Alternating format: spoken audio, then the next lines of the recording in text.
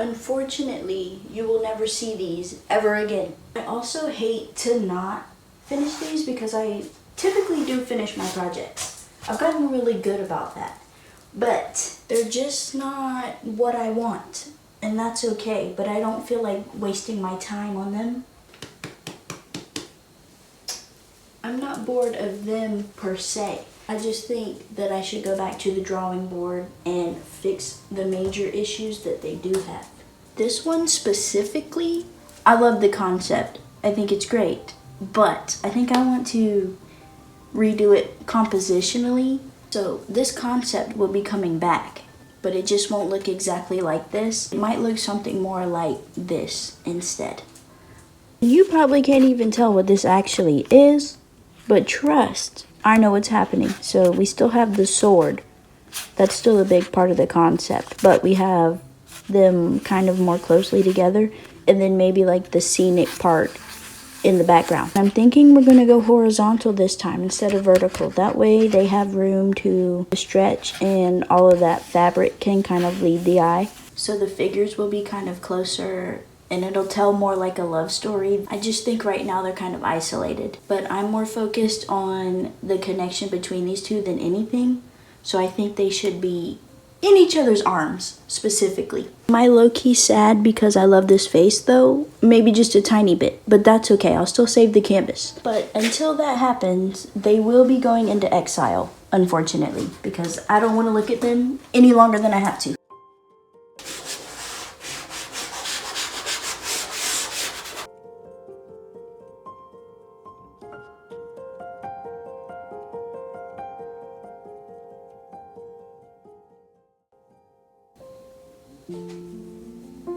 See ya. I haven't painted in probably a week and a half because, you know, life, unfortunately. But you might be wondering, well, what do you do if you're not painting? And to that I say, a little something called research and development. So obviously, if you've been following along, you know that I'm a very unaesthetic artist.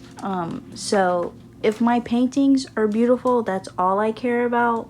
And typically that means that my sketches look like this. Very simple. Only I really know what's happening. These are some of the upcoming projects that I want to do, and I know I'm not going to get to all of them in 1 year because there's just no way. But we have a lot of couples this year. I'm not sure why, but we have a lot of couples and fan art, so that should be fun. And then some more like historical pieces, like my imperial lions and then the rabbit deities. But as you can tell, I love a good doodle. I don't think it has to be perfect. And most of the time I doodle these at night when I'm like halfway asleep and I get an idea. But this is my tiger lady that I just recently finished. Let's see if I can find some more examples of, yep. So originally for my dark memory painting, I was going to do a long horizontal frame with 4 different arch windows. And that's kind of like how the sketch turned out for that one. But it actually went more to just a vertical composition. This was one of my favorites last year. It was my mortal painting that goes with like my underwater series. So I kind of just jot down what I want, and then sometimes I do kind of jot down like meaning or like symbolism, but usually that comes with the process of the painting, and then I can step back and kind of see what it means at the end of the process. But yeah, this whole painting started from a song. So it's kind of crazy how things morph over time. And hopefully I can get to my rabbit paintings this year because I really want to work on those, because there's 2 different rabbit deities in Chinese mythology, but this is just a little doodle I did of one of them. This is a sketch of a figurine that's kind of more common in households, and it represents the rabbit god that lives on the moon, the moon goddess. So now we move on to the black hole that is my Pinterest. And this is kind of how I keep all of my references together. So I make boards based on each painting that I want to do, and then I have some general ones like clothing or faces. But if you go through here, you can kind of see how these turned into paintings. Like this one became a part of this painting. And I have a lot of animal references too, because I want to try and include more animals in my work this year. I really love these eagles. I think they're so beautiful, so I want to put that in a new piece. That's kind of what I was working on on the one that I'm not gonna finish now, but it will make a comeback somehow. I'm just not sure yet. But the hard part about Pinterest is the AI problem. So you kind of have to sort through here carefully and make sure that you aren't using an AI reference. So that takes a little longer, but at least that means that I am working with references that I actually can see a future for. Instead of picking out photos on a whim, I actually have to think about what I'm doing. But yeah, that's kind of how I keep track of things in my own unorganized way. Jack, do you have anything to add? Did I forget anything? Oh, my bad. And of course, what would I do without my library of history books? A lot of these my best friend bought me for like Christmas, so thank you. I love you. But yeah, it's good for like not only imagery, but just for discovering new elements that you can put into your work. I think it's really helpful because it's nice to have the internet to look for things, but sometimes I don't want to rely solely on that. And this feels more like studying than anything. And I also think that you don't have to stick to just one culture when you're learning about things. Like, obviously, you want to keep the mythologies organized, but I think it's interesting to kind of look at what the world was doing at the same time, or how other people celebrate their histories, because everybody kind of has their own system for how they come up with their deities and symbolism. It's kind of interesting to see like what environmental factors kind of lead to the development of people's ideas. And I think that's really cool, especially because back in those times, they put a lot of time and effort and dedication into their stories and their gods. And I think that's so inspiring. But I think that says a lot about us as humans and what we value, because even back then when like life was about survival, humans took the time to make things that inspired them spiritually. A lot of people only see art history as like knowing the dates and times of when things happened, and that can be important, but really it's more about knowing the symbolism and why, because a lot of what influenced people was kind of like where they were situated in the world. Like, obviously, if you're situated in a place along the river, you hold more significance of the river, or vice versa. If you don't have like a lot of water during the year, you would pray to whoever created rain in your belief system because you needed rain. But there's a lot that goes into the motivations of people and why they did things, and that's kind of what I like to look into and study. The cool thing is that you'll find that these things will start to pop up in your everyday life, because I was really like invested in the story of the imperial lions, and I was walking through a thrift store. His head comes off, so he holds things, but I found this pot that is an imperial lion, and it's kind of sad because they're supposed to come in pairs, and I only found one of them, so I took him home so we could be twins instead, because I didn't want him to be lonely. So yeah, it's just kind of funny how things pop into your life once you start to understand the meaning of things. But I really love this because my favorite details on the lions are their curls and their mane. You don't really see too many depictions of lions with like curly manes. They're usually straight. And that's one of the details I want to put into my painting for the lions. So yeah, but I love him very much.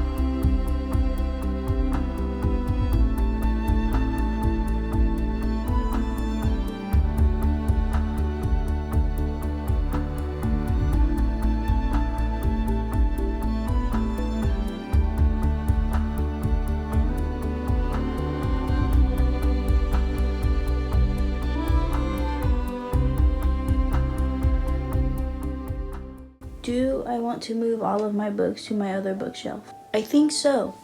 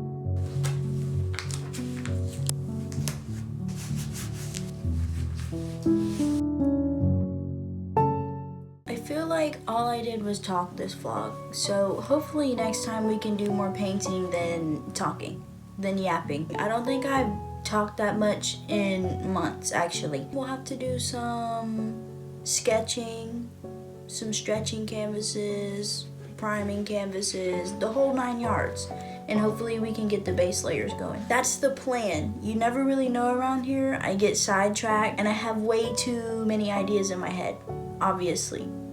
So